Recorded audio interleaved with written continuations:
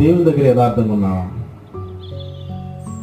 దేవుని దృష్టికి యథార్థంగా కనిపిస్తున్నావా? మనుషుల దృష్టిలో యథార్థంగా ఉన్నావో లేదో నేను నీకు అప్పగిస్తున్నాను. రెండోది, దేవుని దృష్టిలో యథార్థంగా ఉన్నావా లేదా ఒకసారి నువ్వు పరీక్షించుకో.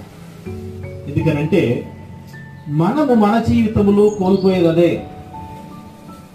ఇక్కడ భక్తి, దేవుని యందు భక్తులు కలిగిన వాడే. ఆయన యొక్క జీవితం ఎప్పటి నుంచి అంటే 8 సంవత్సరాల వయసు నుంచి దేవుడు చూపిస్తున్నాడు.